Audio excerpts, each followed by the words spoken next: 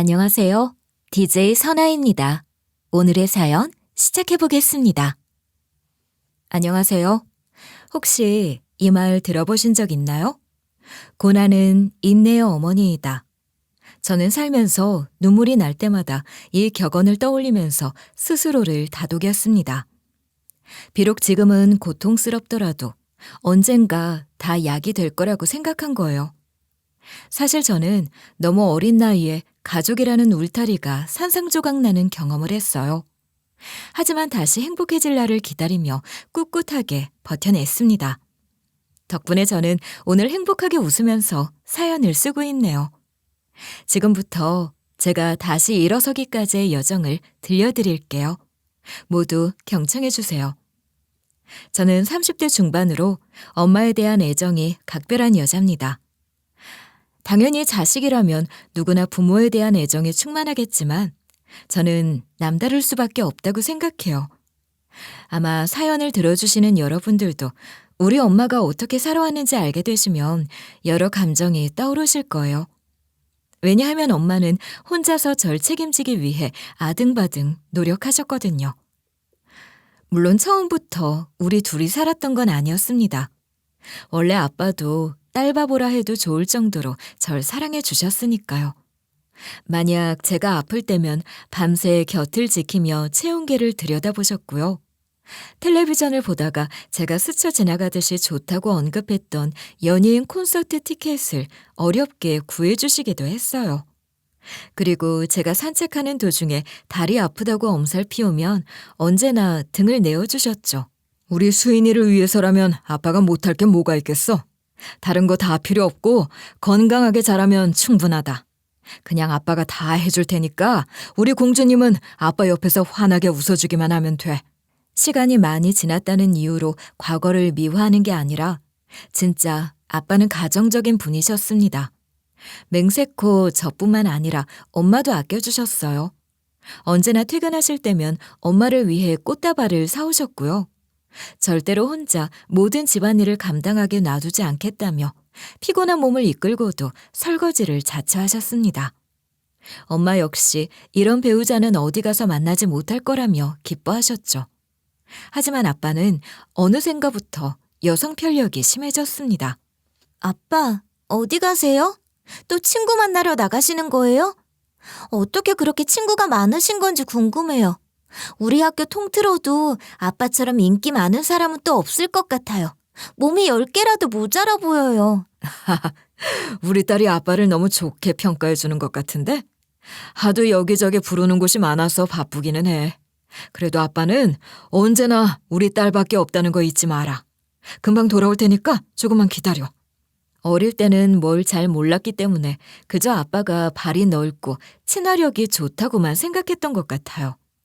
하지만 지금 생각해보면 아빠는 외간 여자의 머리를 넘겨준다든지 본인에게 기댈 수 있도록 품을 내어준다든지 술자리에서 너무 취한 것 같아 걱정이 된다며 집안까지 바래다 준다든지 워낙 성격이 좋다는 이유로 끌어안는다든지 너무 해펐습니다.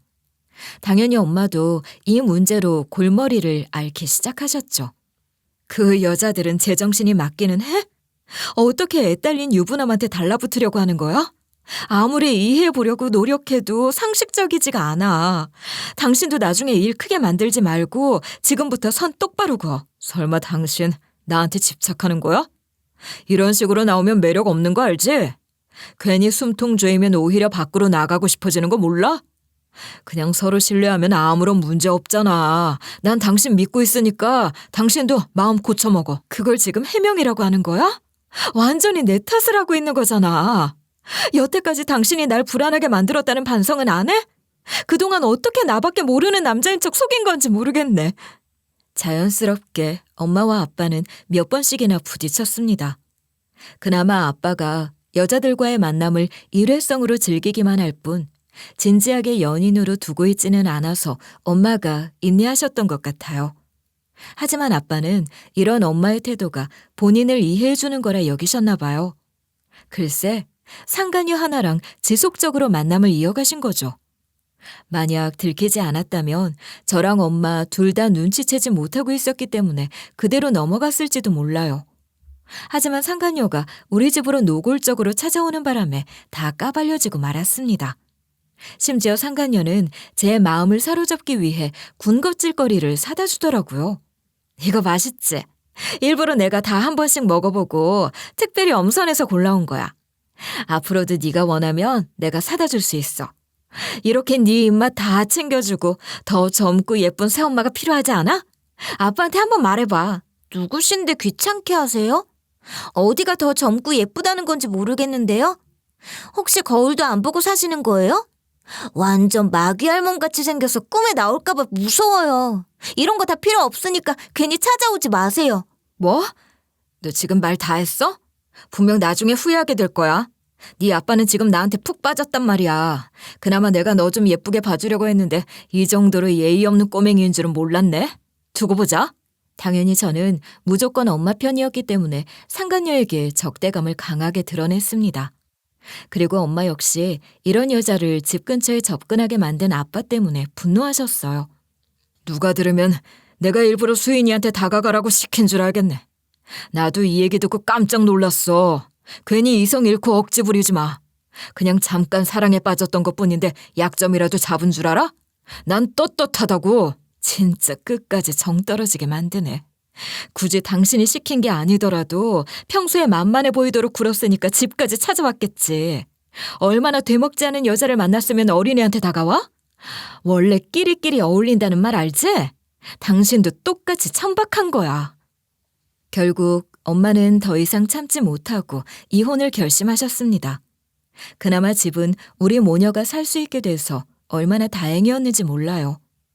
하지만 엄마는 고아로 자랐기 때문에 친정에서 도움을 받을 수 있는 처지가 아니었어요.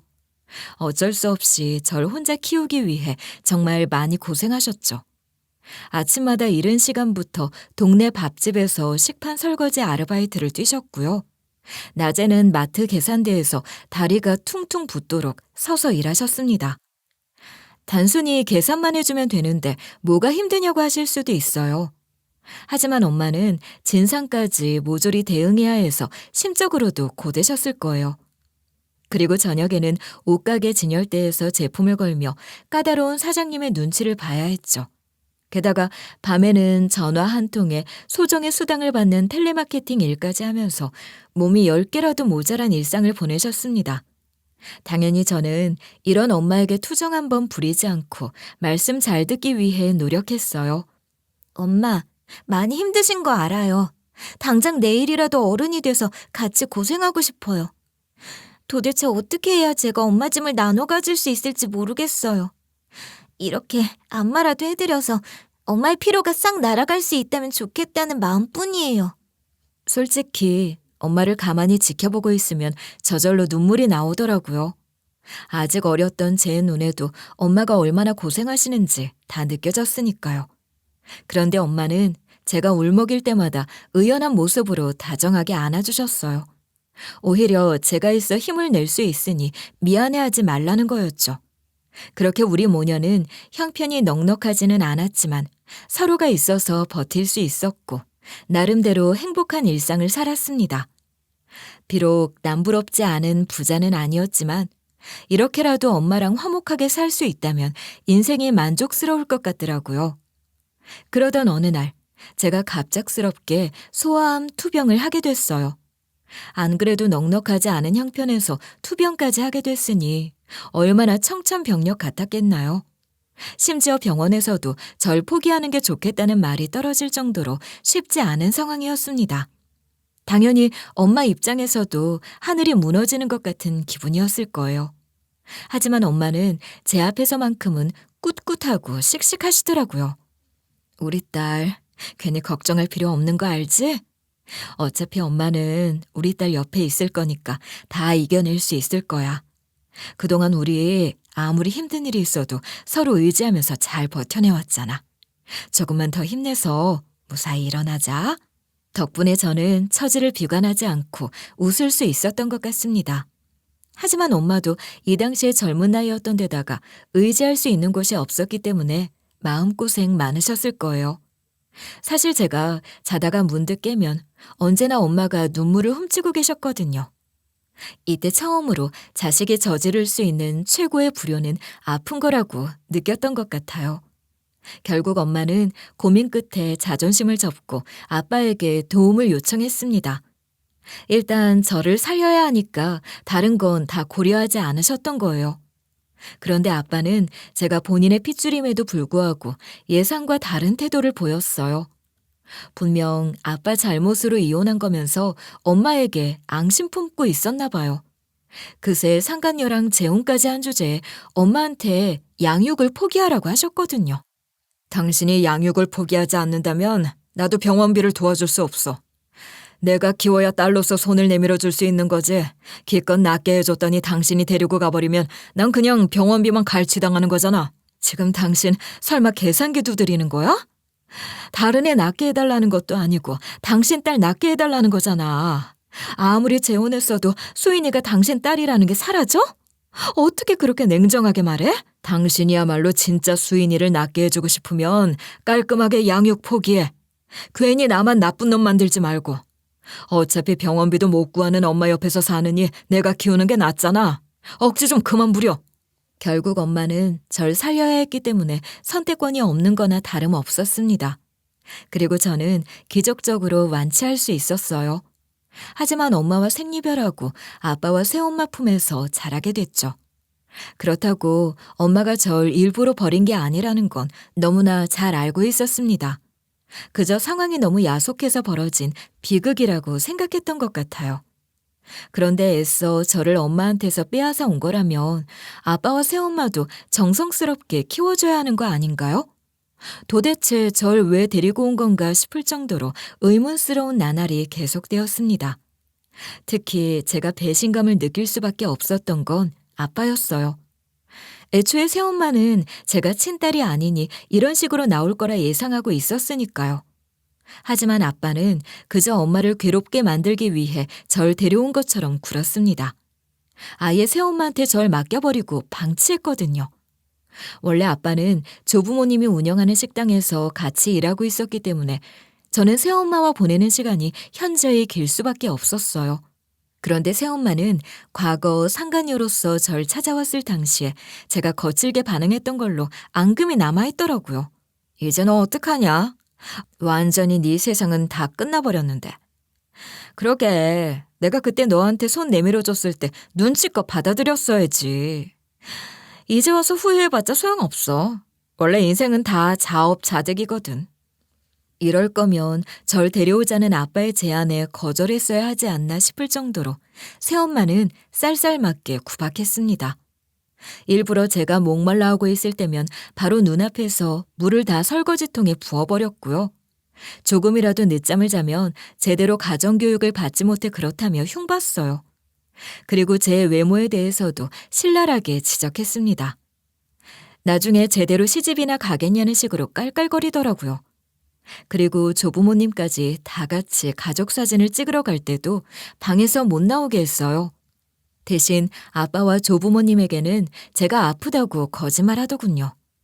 또 한 번은 제가 반찬을 남겼다는 이유로 등짝을 거세게 내리치며 설거지를 시켰습니다. 얼마나 강하게 맞았으면 눈물이 맺힐 정도였어요. 처음에는 기대할 게 없는 존재라는 것을 알아서 인내하려고 했습니다. 하지만 숨조차 제대로 쉴 수 없고 너무나 서러워서 고자질하게 되더라고요. 아무리 그래도 아빠와 조부모님은 제가 핏줄이니 새엄마를 혼내주실 거라 믿었거든요. 아빠, 사실 새엄마 때문에 저 매일 울면서 잠들어요.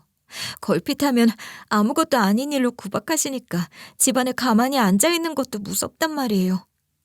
제발 새엄마한테 뭐라고 말 좀 해주시면 안 돼요? 저 아빠 딸이잖아요. 이 정도로 호소하면 절 안쓰럽게 여기실 줄 알았습니다. 하지만 아빠와 조부모님 모두 제 편을 들어주시기는커녕 오히려 감사할 줄 모른다는 식으로 타박하더라고요. 아직도 그렇게 눈치가 없어? 네가 마냥 어린애도 아닌데 알아서 키워야 할 거 아니야. 네 새엄마가 친자식도 아닌데 이렇게 키워주는 게 감사하지는 않듯? 설마 네가 경우 없이 굴 줄은 꿈에도 몰랐다. 저거 분명 지 엄마 닮아서 상황 파악 못하고 자존심이나 세우는 거야. 볼수록 정 떨어져서 어디 갖다 버리고 싶다니까. 괜히 대접받지 못한다고 궁시렁거리지 말고 편히 누울 곳 있는 걸로 감사히 여겨라. 결국 저는 한창 사춘기 나이였을 때도 반항 한 번 하지 않고 주눅들어 살아야 했습니다. 어차피 저는 제 편 하나 없는 집으로 돌아가야 했으니까요. 그저 하루빨리 성인이 되고 기숙사가 있는 대학에 진학하고 싶다는 생각뿐이었어요. 그런데 설상가상으로 새엄마가 아빠의 아이를 임신해버렸습니다. 덕분에 저는 집안에서 설 자리가 턱없이 부족해졌어요. 그나마 존재감을 갖고 살아남기 위해서는 새엄마의 비위를 제대로 맞춰드려야 했죠. 매일같이 학교를 마치고 집에 돌아오면 새엄마가 입덧으로 속이 울렁거린다면서 먹고 싶은 음식 리스트를 적어줬어요. 그러면 저는 방금 집에 돌아왔음에도 헐레벌떡 시장을 돌고 음식점을 전전하며 사다 바쳐야 했습니다. 그리고 새엄마가 구토감이 든다고 손을 번쩍 들면 바로 바가지에 물을 떠다 드려야 했어요. 만약 누가 보면 호흡이 척척 맞는 콤비 같다고 했을지도 몰라요. 게다가 새엄마가 허리가 아프다 하면 베개를 깔아드리면서 등을 주물러 드리는 것도 제가 담당했습니다. 하지만 새엄마한테서 칭찬이 돌아온 적은 단 한 번도 없었어요. 너는 딱 이렇게 시녀처럼 사는 게 적성에 맞나 보다.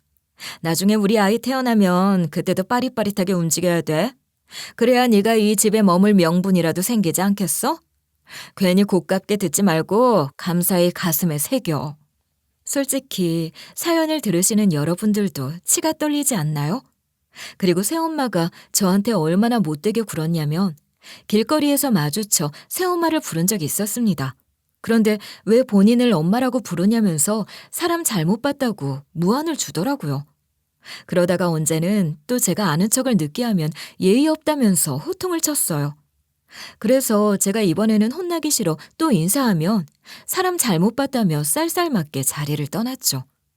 이런 적이 한 5번 정도 되면서 거의 똥개 훈련 당하는 것 같았습니다. 결국 저는 이 의문을 참지 못해 새엄마에게 직접 왜 길거리에서 가끔씩 모르는 척하는 거냐고 물어본 적도 있었어요. 그런데 새엄마는 눈을 동그랗게 뜨면서 황당해하더라고요. 너 진짜 웃긴다. 언제 내가 널 모르는 척 했는데? 설마 너 지금 나 누명 씌우려고 하는 거야? 진짜 억울해서 뭐라 말도 안 나온다. 아무리 영악해도 이런 걸로 사람 잡을 생각하지 마. 오히려 네가 먼저 인사 안 해서 내가 아는 척한 적도 있었잖아. 새엄마는 연기를 하는 건지 아니면 진심인 건지 딱 봐도 억울해 보이는 얼굴이기는 했습니다. 하지만 저로서는 진짜 혼란스러울 수밖에 없었어요. 당장 저도 학교에 다니고 있고 공부도 해야 하는데 이런 식으로 어디에도 정착하지 못한 것처럼 살아가야 하는 처지가 기가 막히더라고요. 결국 저는 울면서 엄마랑 살던 집을 찾아갔습니다. 왜 이제야 찾아갔는지 궁금증을 갖는 분들도 계실 것 같은데요. 원래 아빠 품으로 가게 되면서 이런저런 제한이 붙어서 어쩔 수 없었어요. 당신은 이왕 내가 수인이 데려가기로 한 거니까 괜히 찾아올 생각하지 마. 이제 수인이는 새로운 가정에 적응해야 하는데 당신 때문에 괜히 싱숭생숭해지면 안 돼. 다 애를 위한 결정이니까 내 말에 토달지 말고. 무슨 말인지 알겠으니까 수인이 잘 부탁해. 우리 딸, 이제 부족한 것 없이 편안하게 지낼 수 있어서 다행이다. 비록 만나지 못하더라도 엄마는 수인이 행복하길 바랄게. 너도 엄마는 있고 걱정 없이 살아. 저 역시 엄마도 아빠처럼 재혼하실지 모르는데 괜히 짐이 되고 싶지는 않아서 그리움을 억누르며 살아왔던 겁니다. 그런데 너무 마음 둘 곳 없으니 어리광 피우듯이 집을 찾게 되더라고요. 여전히 엄마는 누구 하나 만나지 않고 혼자 살고 계셨어요. 그리고 제가 서럽게 울고 있으니 같이 눈물을 흘리셨죠. 엄마, 제발 다시 같이 살면 안 될까요? 다른 건 다 필요 없고 전 엄마만 있으면 돼요. 괜히 귀찮게 하지 않을 테니 저 좀 데려가 주세요. 아무리 생각해도 저는 엄마 없이 살 수 없을 것 같아요. 제발 잊으라는 말만 하지 마세요. 수인아, 엄마도 우리 딸 없이는 살아도 사는 게 아니야. 하지만 넌 아직 성장해야 하는 애잖아. 아무리 힘들어도 의식주 걱정은 안 해도 될 곳에서 사는 게 맞아. 괜히 보고 싶다는 이유로 널 데리고 있는 건 엄마 욕심일 거야. 비록 같이 사는 건 거절당했지만 이 이후로 저는 엄마랑 몇 번씩 몰래 만났습니다. 이제야 숨통이 트이는 것 같고 얼마나 벅찼는지 모르겠어요. 엄마 역시 이래도 되는 거냐고 걱정하시면서도 내심 살 것 같다며 좋아하시더라고요. 이러다가 들키면 괜히 너 쫓겨나는 거 아니야? 나야 널 마음껏 예뻐해 줄 수 있으니 기쁘긴 한데 걱정스럽구나. 그동안 나만 널 보고 싶어 한 게 아니라는 점은 너무 고맙지만 괜히 무리하지는 마라. 저도 이제는 다 눈치껏 행동하니까 걱정하지 않으셔도 돼요. 설마 엄마랑 다시 만나고 있을 줄은 상상도 못 하실 거예요. 그냥 친구 만나러 나간다고 했더니 캐묻지도 않고 마음대로 하랬어요. 좀 더 엄마랑 시간 보내다가 들어갈래요. 사실 집에서는 제가 건실하게 크는 것에 그다지 관심 없는 어른들 뿐이었습니다. 그래서 그냥 제가 이상한 애들이랑 어울려 다니는 것 같다며 혀만 쯧쯧 차시더라고요. 쟤는 진짜 우리 아들 피는 하나도 안 섞인 것 같다. 뭐 저렇게 밖을 쏘다니는지 모르겠어. 그냥 식충이 하나 데려와서 덕 쌓는다고 생각해야지 뭐.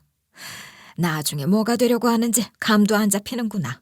어머님, 그래도 곧 태어날 손주가 한 명 더 있으니 걱정하지 마세요. 무조건 제가 우리 아이는 자랑스러운 손주가 될 수 있도록 열심히 키울게요. 절대로 양아치가 되도록 가만히 놔두지 않을 거예요. 특히 새엄마는 이제 본인 아이가 태어나서 그런지 집안에서 제 평판을 아예 깎아버리고 싶어하는 것 같았습니다. 그러던 어느 날 제가 고등학생이었을 때 아빠가 배달 나가서 신속하게 갖다 주려다가 신호를 어기는 바람에 교통사고가 나서 세상을 떠나버리고 말았어요. 물론 아빠의 잘못으로 일어난 사고이기는 했지만 조부모님이나 새엄마 입장에서는 많이 슬플 수밖에 없었죠. 솔직히 저도 적지 않은 충격을 받기는 했어요. 하지만 그동안 애착 관계가 많이 사라져 있던 터라 실감이 나지 않더라고요. 자연스럽게 저는 눈물까지 흘리지는 않았던 것 같아요. 그런데 이로 인해 저는 원래도 할머니의 눈엣 가시였지만 제대로 눈밖에 나버리고 말았습니다. 안 그래도 이 집에서 낙동강 오리알처럼 자라고 있었는데요. 꼭 아빠가 먼저 세상을 떠나버린 게 제 탓처럼 되어버리고 만 거예요. 이렇게 정신 썩어 빠진 것은 애초에 태어나지를 말았어야 하는데 이런 것도 딸이라고 우리 아들은 책임지고 살았으니 얼마나 마음이 아픈지 모르겠다. 괜히 이런 년 키운다고 열심히 사느라 애꿎은 명만 단축하고. 이 말을 제가 어디에서 들었냐면 바로 아침 식사하는 자리였습니다.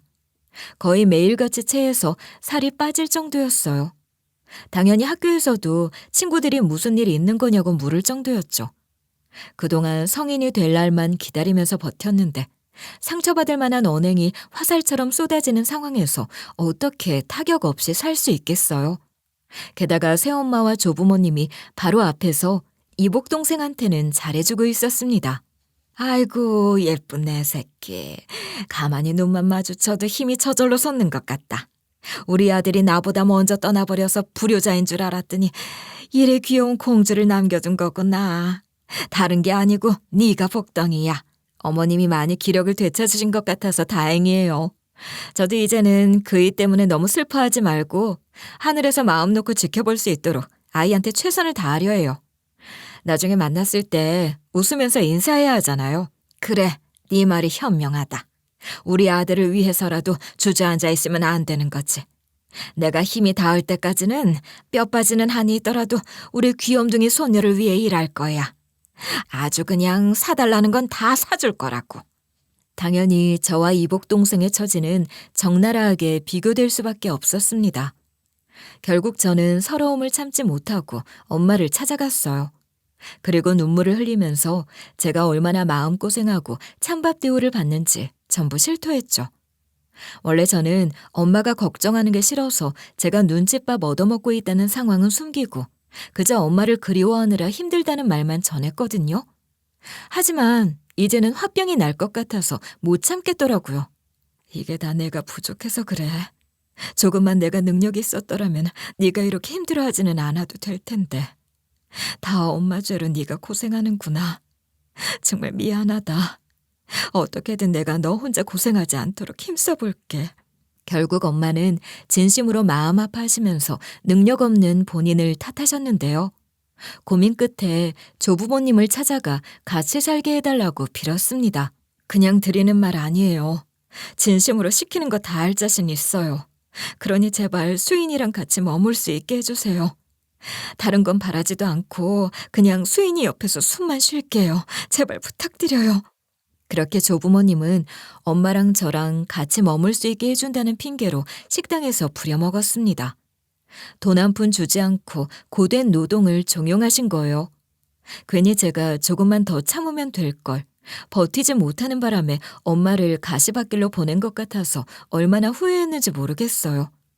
하지만 엄마는 이렇게라도 제 옆을 지켜줄 수 있어서 만족스럽다고 좋아하셨습니다. 원래 이 정도 고생은 다들 하면서 살아간다고 생각해. 나라고 편하게만 사는 게 더 이상한 거지. 오히려 나는 고생한 것에 비해 더 큰 보람을 얻는 것 같은데? 이 세상에 너만 데리고 살 수 있다면 뭔들 못하겠어. 사실 제가 학교에 가 있고 엄마는 식당에서 하루 종일 고생하느라 같이 붙어 있을 수 있는 시간이 길지는 않았습니다. 하지만 우리 모녀는 그저 함께할 수 있다는 것만으로도 기쁘더라고요. 그러던 어느 날 엄마가 절뚝거리며 집으로 귀가하셨어요. 당연히 깜짝 놀라서 무슨 일인지 확인했죠. 처음에 엄마는 제 걱정을 끼치고 싶지 않다며 숨기려고 하셨습니다. 그런데 알고 보니 엄마가 식당에서 화상을 입고도 제대로 치료하지 않은 채로 하루 종일 고된 노동을 하셨더라고요. 아니, 이렇게 다쳤는데도 할머니가 그냥 일하라고 하신 거예요? 생판 남이 다쳐도 이 정도면 병원 다녀오라고 하겠어요. 정말 해도 해도 너무하시네요. 차라리 제가 대신 아프고 싶은데 해드릴 수 있는 게 없어서 죄송해요. 바로 다음 날이 되자마자 주말이라 학교에 가지 않아도 돼서 저는 엄마를 이끌고 병원에 갔습니다. 하지만 이미 흉터가 길게 남아버린 뒤였죠. 원래 엄마와 함께 살아갈 수 있다면 소박하게 살아도 상관없었어요. 하지만 이런 고생을 저만 하는 게 아니니까 가슴에 불길이 있는 것 같더라고요. 결국 저는 엄마를 위해 효도하겠다는 마음으로 공부에 매달렸습니다. 원래 머리 하나만큼은 나쁘지 않았기 때문에 성적은 상위권이었고요. 수험 생활하는 동안에는 거의 하루에 한두 시간씩 잤던 것 같아요. 덕분에 저는 의대에 진학할 수 있었고 계속해서 치열하게 살아 의사가 될 수 있었답니다. 원래 대학에 들어가자마자 엄마랑 독립해 나가고 싶은 마음이 강했는데요. 들어가는 돈이 만만치 않아서 엄마는 일단 계속 조부모님 댁에 같이 지내셨어요. 그리고 제가 의사가 되기 1년 전에야 우리 모녀는 조부모님 댁에서 나올 수 있었죠. 안 그래도 제가 의대에 진학하고 나서부터는 분명 친소녀인데도 이복 동생 상대로 기고만장하지 말라며 경계하던 터라 우리 모녀가 나가겠다고 하니 반기더라고요. 드디어 나가는구나. 괜히 너 좀 잘나고 출세했다고 우리 애기 기죽일 생각하지 마라. 가만히 있어도 너보다 훨씬 사랑스러운 애야. 그냥 너는 내 손이 아니라고 생각할 테니 각자 알아서 살아가자. 네, 그러시겠죠. 저도 이제는 이쪽 방향으로 고개조차 돌리고 싶지 않아요. 그렇게 예뻐하시는 애기랑 잘 먹고 잘 사셨으면 좋겠네요. 솔직히 이복 동생은 저보다 훨씬 어렸는데 그 어린애 데리고 무슨 기고만장하지 말라는 건지 황당했습니다. 그래도 우리 모녀 역시 조부모님과 새엄마에게 정 같은 건 붙이지 않고 있었기 때문에 서운하지 않았어요. 오히려 어둠 속에서 빠져나가는 기분이라 통쾌하기만 했죠. 그리고 고대하던 첫 출근 날이 찾아왔습니다. 나름대로 긴장되는 마음으로 병원장실에 인사를 드리러 갔어요. 그런데 무슨 악몽을 꾸나 싶을 정도로 병원장님이 새엄마랑 똑 닮아 있던 거예요. 하도 제가 소스라치게 놀라니 병원장님도 당황하시더라고요. 아니, 제가 뭐 잘못하기라도 했나요? 혹시 우리 어디서 만나기라도 한 적이 있어요?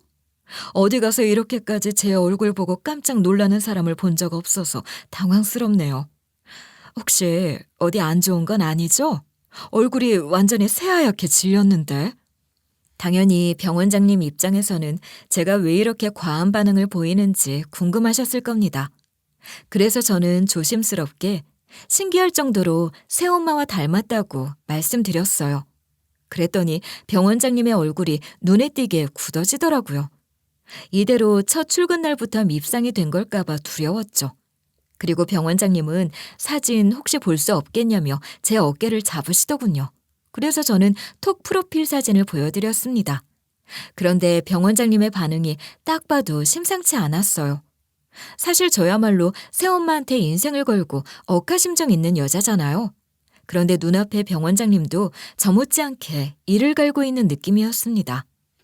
혹시 새엄마로서 잘해주던가요? 인연은 사람 같지도 않은 년이니까 항상 뒤통수 언제 맞을지 조심해야 해요. 처음 보는데 말을 상스럽게 해서 미안합니다. 그런데 인연은 이렇게밖에 설명할 수 없어요. 만약 새엄마가 눈앞에 있었다면 머리채를 잡았을지도 몰라요. 그리고 병원장님은 분노를 최대한 참아가며 이야기를 들려주셨어요. 알고 보니 새엄마랑 병원장님은 쌍둥이 자매였다고 합니다. 하지만 최초의 기억조차 고아원에서 시작됐다고 하더라고요. 당연히 병원장님은 자기한테 하나 남은 혈육인 새엄마를 껌딱지처럼 따랐겠죠. 분명 같은 날에 태어난 쌍둥이 자매였음에도 불구하고 꼬박꼬박 언니라고 부르며 졸졸 따라다녔다고 하더군요. 오죽하면 고아원에서 병원장님에게 무슨 일이 있을 때면 새엄마를 찾았다고 했어요. 그리고 병원장님은 돌부리에 걸려 넘어졌을 때도 울면서 고아원 선생님에게 가는 게 아니라 새엄마에게 갔다고 하더라고요. 그 정도로 새엄마에게는 껌뻑 넘어가는 귀여운 동생이었던 겁니다. 언니는 어떨지 모르지만 난 고아원에 있더라도 언니가 있으니 든든해. 만약 다른 애들처럼 혼자 여기 떨어졌다면 진짜 많이 힘들었을 거야. 앞으로도 언니가 내 옆에 있었으면 좋겠어. 나도 너랑 똑같아. 워낙 네가 내 말을 잘 들으니 불편할 게 뭐가 있겠어? 일단 쌍둥이라서 더 믿음직스러워서 좋아. 나중에 어떻게 될지는 몰라도 넌 나만 의지해야 돼. 원래 세상은 호락호락하지 않거든. 이 당시에 병원장님은 새엄마 역시 본인을 각별하게 여기고 있을 거라 믿어 의심치 않았다고 했습니다. 애초에 서로에게 유일하게 남은 혈육이었고 쌍둥이였으니 남다를 거라고 생각한 거죠. 특히 병원장님한테 새엄마는 콩 한쪽도 나눠 먹을 수 있는 존재였대요. 아무리 맛있는 간식이 나와도 새엄마랑 같이 먹을 정도였으니까요. 게다가 병원장님 본인보다 새엄마가 잘 되는 게 좋았다고 하더라고요. 하지만 새엄마는 속이 달랐던 거예요. 원래 착실하고 공부도 열심히 했던 병원장님이 먼저 입양 가게 되었는데요. 당일 아침에 새엄마가 이제 마지막이니 둘이서 숨바꼭질 딱 한 번만 하자며 꼬드겼다고 했어요. 이제 우리 언제 다시 만날지 모르는 거잖아. 딱 한 번이면 돼. 이 기억으로 널 보고 싶어도 꼭 참고 살아갈게. 너도 거기 가서 새롭게 적응하기 힘들 텐데 오늘 나랑 논 기억으로 힘냈으면 좋겠어. 그렇게 순진했던 병원장님은 새엄마의 제안을 순순히 따라줬습니다. 하지만 새엄마는 병원장님이 들어간 옷장 문 앞을 가로막아 잠근 다음에 본인이 병원장님인 척 꾸며 대신 입양 갔다고 하더라고요. 겨우 병원장님은 고아원 선생님들에 의해 발견됐다고 했어요. 하지만 이미 탈진한 상태였고 그보다 본인의 쌍둥이 언니에게 배신당했다는 슬픔으로 알아 누웠다고 했습니다. 그러고 나서 성인이 돼 병원장님은 장학금을 받아 손꼽히는 대학에 진학했대요. 그런데 이 소식을 어찌한 건지 새엄마가 찾아왔다고 하더라고요. 내가 진짜 잘못했어. 그때는 어떻게든 고아원을 탈출할 길이 필요했거든. 나라고 마음 편히 떠났던 건 아니야. 새로운 집에서 단 한 번도 마음 편히 잠든 적 없었어. 죽을 때까지 이 과오를 갚을 때니까 용서해줘. 그런 말로 내 상처가 지워질 수 있을 거라 생각해? 다른 사람도 아니고 어떻게 언니가 날 배신할 수 있어? 난 진짜 두들겨 맞은 것처럼 슬펐단 말이야. 겨우 이런 사과로 넘어갈 수 있는 일이 아니었다고. 차라리 솔직하게 나 대신 가고 싶다고 말하지 그랬어. 넌 항상 내 앞에서 상냥하게 웃고 있는 애니까 얼굴 보고 말하지 못했던 거야. 그때는 나도 어려서 실수한 거니까 제발 만회할 기회를 줘. 사실 나한테는 입양 가서 생긴 가족보다 네가 더 보고 싶었어. 오직 너만 내 가족이야. 겨우 이런 사과로 병원장님의 지난 세월이 무마될 수는 없었습니다.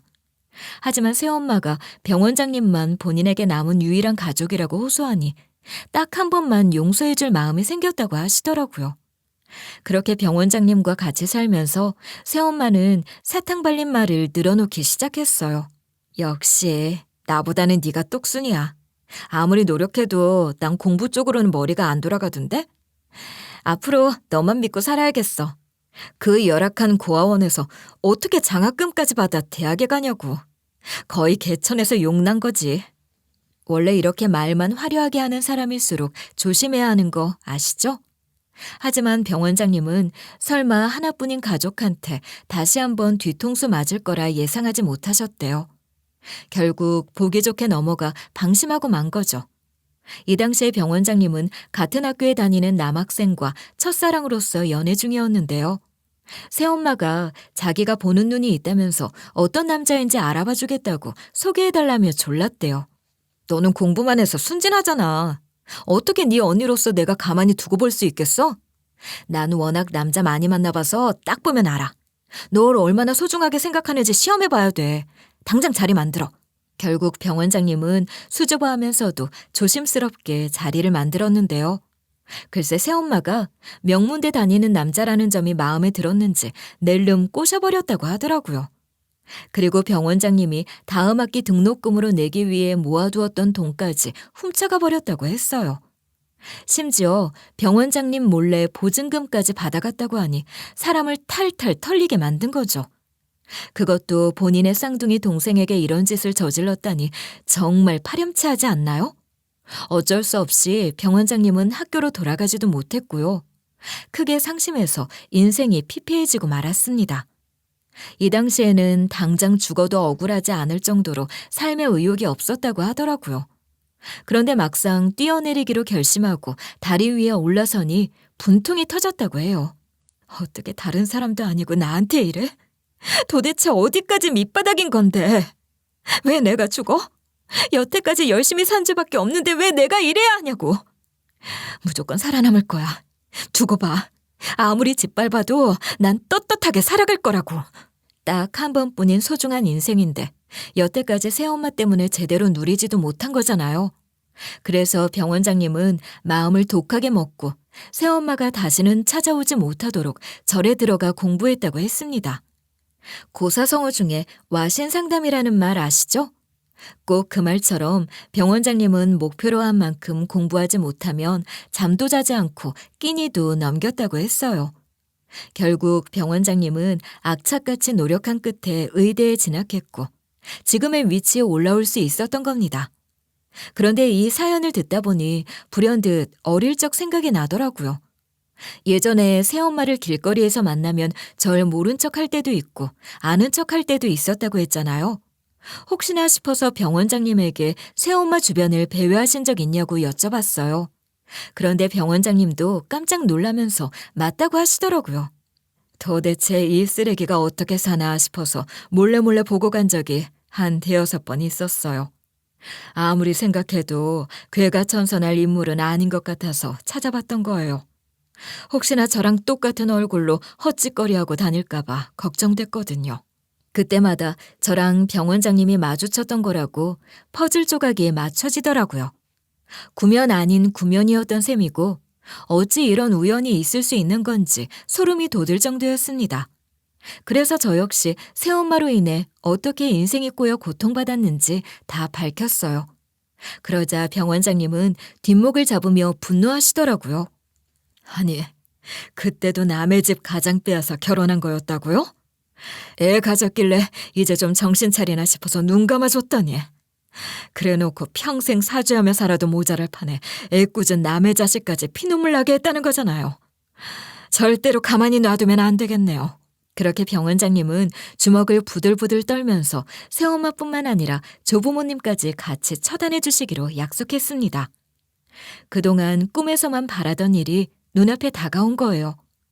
우선 엄마는 조부모님 식당에서 무급으로 노동을 한 데다가 근로계약서도 쓰지 않고 4대 보험 가입도 안 했기 때문에 신고할 수 있었어요. 그리고 부당이득 반환 청구까지 진행하기로 했죠. 물론 엄마가 먼저 떠올린 아이디어는 아니었고요. 병원장님이 도움을 주신 거였습니다. 그 고생을 다 하셨는데 굳이 옛 인연 때문에 너그럽게 배려해 줄 필요 없어요. 완전히 피를 말려주자고요. 그냥 집에서 내보냈으니 다 끝난 일인 줄 알았을 텐데 언제든지 잘못한 게 돌아올 수 있다는 걸 알아야 돼요. 얼마나 우리 모녀가 든든하게 의지할 수 있었을지 그림이 그려지시나요? 그제야 조부모님은 발등에 불 떨어진 걸 알고 엄마를 회유하기 위해 온갖 말을 늘어놓았습니다. 원래 가족끼리 이 정도는 도울 수 있는 거 아니겠어? 한 번 며느리는 영원한 며느리잖아. 안 그래도 내 아들이 먼저 세상을 떠났는데 네가 곁을 지켜주고 며느리 노릇해줘서 얼마나 고마웠는지 모른다. 그래, 네 덕분에 우리 식당이 좀 더 번창할 수 있었던 것 같구나. 앞으로도 우리 얼굴 보면서 살면 되잖아. 괜히 서로 속 시끄러운 일 만들지 말고 잘 지내자. 만약 서운한 게 있었다고 해도 말로 풀면 되는 거야. 절대로 이런 말에 쉽게 넘어가 줄 생각 없었습니다. 진짜 우리 엄마를 마음 깊이 생각했더라면 가정을 파탄내버린 새엄마를 그 집에 놔두지 말았어야 한다고 생각해요. 지금까지도 저는 우리 엄마가 어떤 상처를 받고 이혼하셨는지 똑똑히 기억하거든요. 결국 우리 모녀는 옆에서 얼마나 간곡한 설득이 들어오든지 눈 하나 깜짝하지 않았습니다. 덕분에 조부모님은 벌금을 물어야 했어요. 물론 엄마가 일하셨던 대가도 치러야 했죠. 그러자 새엄마는 안 그래도 조부모님 댁에 얹혀 사는 입장이라 눈치가 보여 그랬는지 저한테 손가락질 하더라고요. 아무리 그래도 네가 무사히 자랄 수 있도록 신경 써주셨던 분들인데 이렇게 배은망덕하게 뒤통수 쳐도 되는 거야? 진짜 너는 키워준 값도 못하고 아나무인이다. 예전부터 검은 머리 짐승은 내보냈어야 하는데. 아직 새엄마 본인한테 직접적으로 위협이 다가온 건 아니라서 그런지 뻔뻔하게 큰소리 치더라고요. 애초에 이 모든 사태의 원인은 새엄마인데 알아서 몸살이는 게 아니라 눈치 없이 행동하는 게 기가 막혔어요. 그래서 저는 새엄마라도 살 길 찾아야 하지 않겠냐고 따로 불러냈습니다. 아직 아이도 열심히 키우셔야 하는데 괜히 할머니 할아버지 곁에 붙어있다가 낙동강 오리알 되면 어쩌시려고요. 지금이라도 제대로 된 동아줄 붙잡아야죠. 마지막 정이라 생각할 테니 따로 나오세요. 예상하기는 했지만 이 얍삽하고 의리 없는 여자는 쫄래쫄래 제가 부른 자리로 나왔습니다. 하지만 이 자리는 일부러 함정을 판 거였어요. 바로 병 원장님과 대면할 수 있도록 만든 자리였거든요. 아니나 다를까. 새엄마는 병 원장님의 얼굴을 확인하고 기겁하면서 다리에 힘을 풀려 주저앉더라고요. 이제 좀 상황 파악이 돼요? 그동안 얼마나 많은 사람들을 괴롭히고 산 거예요? 다시는 까불지 마세요. 이제 저랑 엄마 뒤에는 병 원장님이 계시거든요.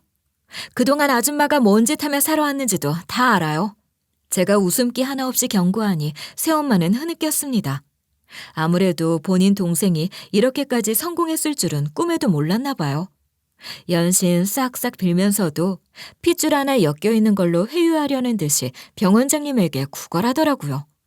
진심으로 잘못했어. 그래도 너 잘 사는 모습 보게 되니까 마음이 좋다. 아무리 그래도 너는 내 동생이잖아. 예전에 실수했던 건 계속 반성하고 있어. 이제는 나도 나이 먹어서 절대로 그런 짓 안 해. 딱 한 번만 믿고 나 좀 도와주라. 병 원장님의 너그러운 용서는 이미 한참 전에 자기 발로 걷어찬 것 아니었나요? 역시나 병 원장님은 눈앞에 새엄마를 뿌리치며 무섭게 노려봤습니다. 내가 왜 니년 동생이야? 그러는 니년 딸은 자기가 불륜으로 시작된 존재라는 거 다 알고 있어? 자식 앞에서 비참하고 우스운 꼴 당하기 싫으면 얌전히 사는 게 좋을 텐데. 괜히 나대봤자 인생 더러워질 거야. 알겠어. 앞으로는 최대한 눈에 띄지 않고 얌전히 살 테니까 그것만은 피해줘. 절대로 피해가는 일 없을 거야. 그냥 내 딸만 지켜주면 돼. 감히 다른 건 바라지도 않을게. 죽을 때까지 반성한다는 거 빈말 아니야. 여태까지 쓰레기짓 일삼으며 살아왔던 주제에 자기 자식 앞에서는 약점이 생겼나 보죠? 바로 깨갱하면서 눈물 콧물 다 찔찔 짜더라고요. 사실 저랑 병 원장님 모두 어릴 적 상처가 있기 때문에 굳이 불륜의 씨앗이라는 사실을 공개적으로 드러낼 생각은 없었습니다. 아무래도 이복 동생이 아직 어린데다가 굳이 이복 동생이 저지른 죄도 아닌 것으로 상처 주기는 싫었거든요. 하지만 새엄마가 앞으로 어떻게 살아가는지는 꾸준히 지켜보며 구리게 살려고 하는 기색이 조금이라도 느껴질 때마다 한 번씩 기강 잡기 위해 무기로 쓸 거예요. 이 정도로 생각해주는 것만으로도 새엄마는 감사히 여겨야 해요. 다행히 새엄마는 본인이 어떤 처지인지 알고 있어서 더 이상 우리를 귀찮게 하지 않아요. 대신 우리 엄마를 형님으로 모시는 것처럼 안부도 묻고 과일도 꼬박꼬박 보내더라고요. 아무래도 죗값을 치러야 저랑 병원장님이 조금이라도 마음 풀어주실 거라 믿고 있는 것 같아요. 그리고 엄마는 병원장님과 가끔씩 만나면서 많이 호강하고 계세요. 제가 원래 효도하면서 경험시켜드리려고 했던 것들을 죄다 병원장님이 먼저 선수 치셨더라고요. 엄마, 요즘 재미있는 거 많이 하시는 것 같던데 질투나요? 나중에는 저한테도 시간 내주셔야 하는 거 아시죠? 이러다가 제가 엄마랑 하고 싶었던 버킷리스트 다 병원장님한테 빼앗길까봐 걱정이에요. 뭐가 걱정이야. 너랑 하면 또 처음 경험하는 느낌일 텐데. 꼭 친구가 생긴 것 같아서 즐거워. 솔직히 우리 만나면 네 이야기도 많이 해서 걱정하지 않아도 돼. 이미 나는 셋이 즐거운 시간 보낸 거라 생각하거든. 애초에 네 덕분에 생긴 인연이잖아. 두 분 모두 혼자가 익숙하셨던 분들이라 사이좋게 지내시는 모습을 보면 흐뭇해요. 사실 걱정이라고 했던 건 장난이었거든요. 그리고 저는 여전히 병원에서 최선을 다해 근무하고 있습니다. 항상 엄마의 자랑스러운 딸로 남고 싶기 때문에 매 순간 전력으로 노력할 거예요. 최근에는 같은 병원에서 근무하고 있는 동료랑 마음이 맞아 결혼을 전제로 교제하고 있어요. 다행히 엄마도 많이 반겨주셔서 언젠가 행복하게 사는 모습 보여드리고 싶네요. 하도 다사다난하게 살아왔던 터라 앞으로 어떤 어려움이 찾아와도 이겨낼 수 있을 거라는 자신감이 있습니다. 사연을 들어주신 여러분들께도 이 자신감을 나눠드릴게요. 그러니 우리 시련이 찾아와도 좌절하지 말고 힘내봐요. 지금까지 들어주셔서 감사드려요.